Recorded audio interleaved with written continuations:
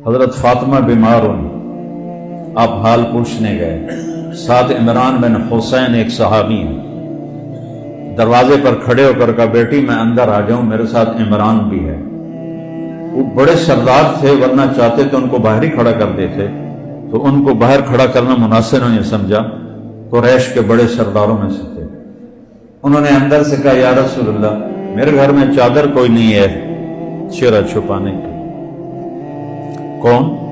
جنت کی عورتوں کی سردار زوجہ علی مرتضی، والدہ حسن حسین زینب ام کلثوم، میرے گھر میں چادر کوئی نہیں۔ آپ نے اپنی چادر اندر کی ایسے کہ بیٹی یہ لے لو، اس سے اپنے آپ کو ڈھانپ لو۔